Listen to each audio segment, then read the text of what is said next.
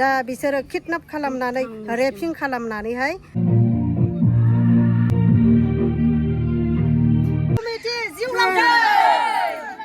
खुलुमबाय लोगोफोर भिडिअखौ आङो दिनै जागायबाय जोंनि आमटेका बाजारनिफ्राय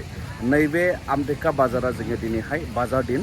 सप्तायाव खेबनै जायो नालाय शुक्रबार आरो समबार बेनिफ्राय दिनैहाय लामा गोजान थांगोन लामाबो गाज्रि ओंखायनो आङो माने ब्रेकफास्ट जाग्रोनायसो खम समनिनो हेभि ब्रेकफास्ट आरो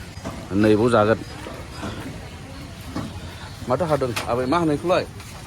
बेखौ मा होनो हा दुदालि मा दे लाबोदो हेभि ब्रेकफास्टआ दा नायदो नै हेभि ब्रेकफास्ट अमा बेदर दालि बाथोन ओंखाम नै अनलि 50 रुपिस दा हेभि ब्रेकफास्ट जाखांनानै ओंखारबाय नैबे हेभि लामायाव नायदो नोंथांमोना बेसेबां हेभि लामा माने दानो हजम जालांगोन ससेयावनो बेखौ जायफोरा ओरै फैबाय बेखौ मिथिखागौ जोंनिजों फैनाय सुबुंफोरा अ माय गड ससेयावनो डाइजेस्ट हजम जाजोबगोन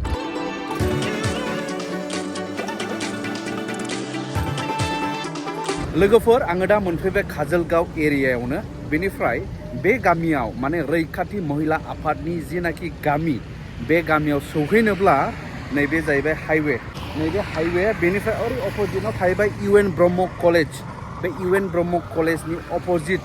ओरै साहा हाबलांनांगौ जाहैबाय आरो ओरै साहा हाबलाङै थांब्लानो मोनहैगोन बिसिनि गामि बेनिफ्राय बे गामिखौनो होनो जाहैबाय बायकुनगाव बर' गामि होननाय बेयो काजलगाव एरियानिनो दे लोगोफोर माने बिथांमोननि फाउन्डेसन डे दिनैहाय फाउन्डेसन डे सेलिब्रेसन आरो बेजों लोगोसे बे हाबाफारियाव बिथांमोना मा लाफादों बेखौ नोंथांमोना दिनै नुनो मोनगोन अब्ला आङो मोनफैबाय नैबे बायकुनगाव बर' गामि होननाय काजलगावनि दा हाबाफारिखौ नैबेयावनो खालामगोन जाहैबाय नै बेबायदि रेडि जानानै दङसै दा नैबे फुंनि 10ता बारनानै आङो सफैबाय नैबे गामिनिनो मोनसे मिटिं जाग्रा हल जानो हागौ नै बेलाय खुलुमबाय नै दे बाबु गोजोन्थों ओइ माबा आफादगिरिया ए आफादगिरि नैबे आफादगिरि दे खुलुमबाय बिमा बोसोनगिरि बे एडभाइजार आरो नैबे आब'आ आसला बे नङाबा जेबो जाया बिमायानो गैया बे गैयाबा आच्छा दे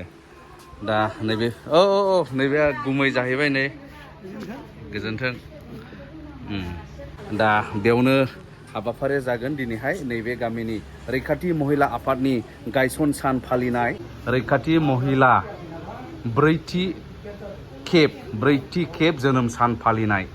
दा हाबाफारिया जागायसिगोन मुंख्लं जोहोलावजोफोरखौ मान बावनाय गोसोखांनानै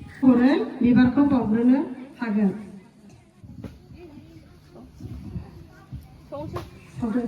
जेब्लायबो आद्रा थालांनाय बर' हारिनि खामानिफोरखौ बैकुनगाव बर' गामि बेवहाय मोनसे गोख्रोंथि रैखाथि महिला आफादखौ दानानै होफैनाय जादों बेनिखायनो जोङो दिनै बिमा माहारिफ्रा गावनि गथ'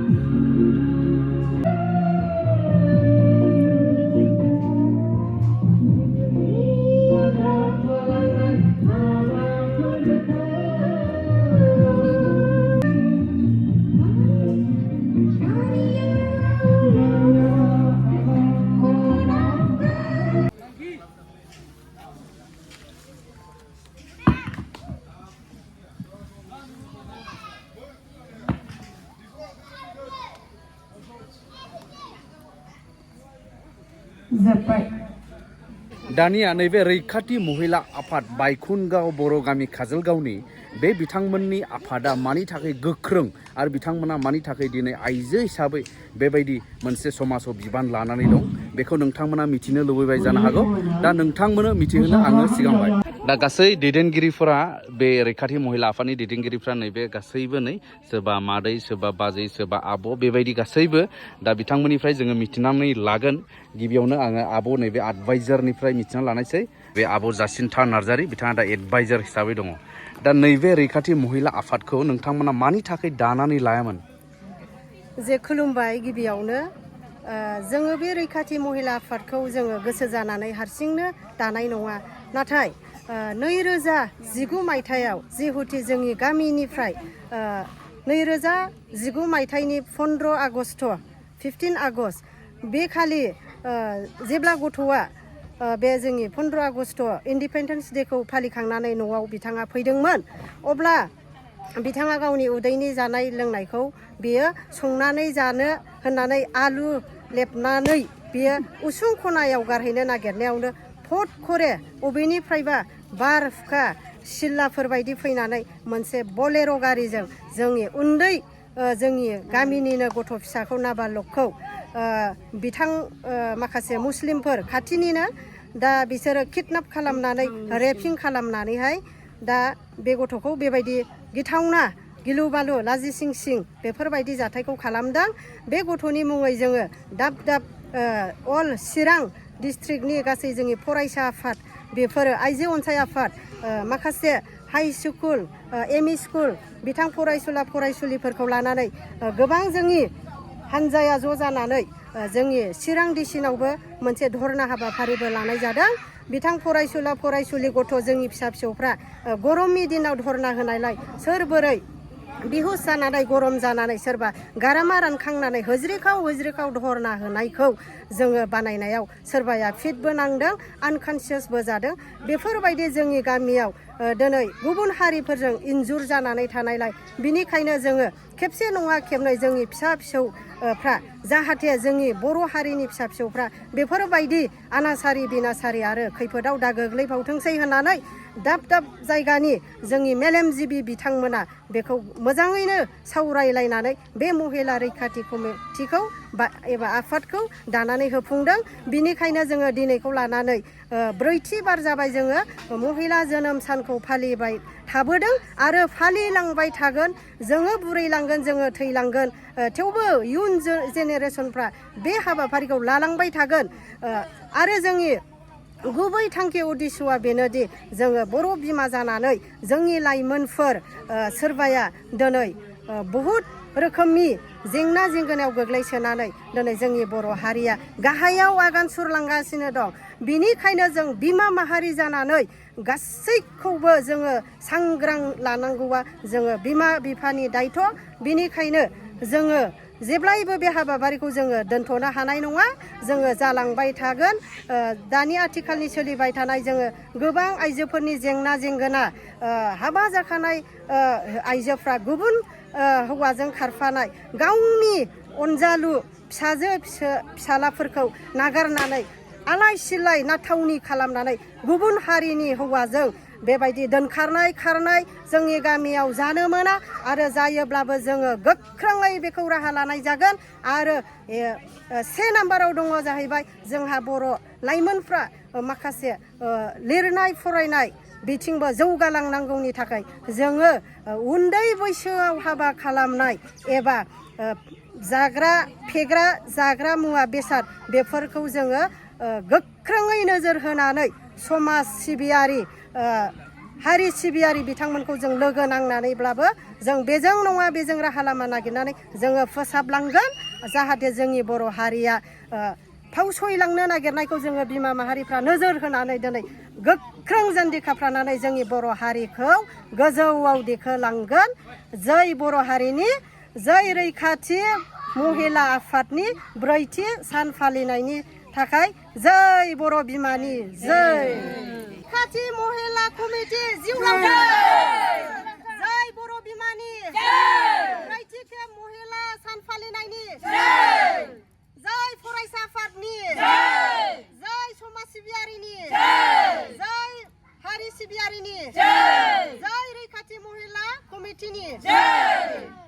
दा नोंथांमोना रोखायै खोनाबाय नैबे रैखाथि महिला आफादा मानि थाखाय जोनोम जानो गोनां जाया आरो नैबे रैखाथि महिला आफादा जोंनि बर' हारिखौनो रैखा खालामनायनि मोनसे बिबान लानानैसो नैबे रैखाथि महिला आफाद अफ नैबे बायखुनगाव बर' गामि होननाय काजोलगावनि नैबे गामियावहाय जोनोम मोननानै दिनैहाय 4th टाइम एबा ब्रैथि खेबनि थाखाय जोनोम सान फालिदों। जोंनि हाबाफारिनि आलासि जानाय दानिया बिलासपुरनि जोंनि मारि बिलासपुर गामिनि सोमदोन बरगयारि फंबायखौ जोङो बरायनानै लाबाय। खेला कमिटिनो 22 आफादगिरि लेङाइ आफादगिरि देबि बरगयारिखौ रायजो राजानो नेहाथारि बिथां सुसिला मोसाहारिखौबो गांसे आर'नाइजों बेजोंनो दङ लोगोसे बिनिनो कमिटिया बेनिखायनो बिथां मुस्लिमा जनाखि नार्जारिखौबो आर'नाइ ब्रह्म फंबायखौ बरायनाय जाबाय।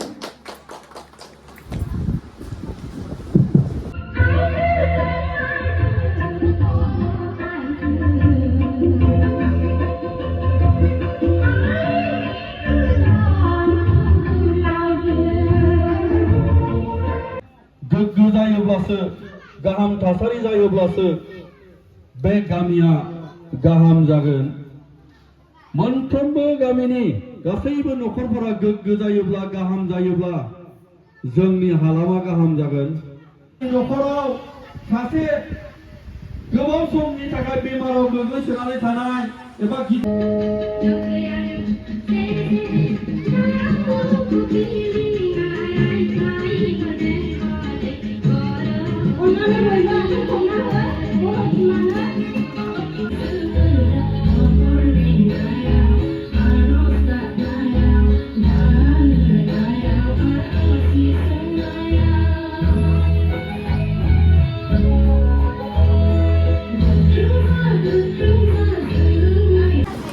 दानिया जानाय लोंनाय सम गायसन साननि मुङै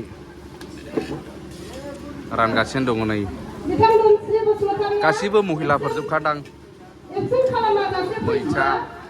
जादो आब' बिलासपुर ना मा होनदोंमोनलाय ओमफ्राय जोंना गाहाय आलासि आदा सुजिनाबो नै जानोसै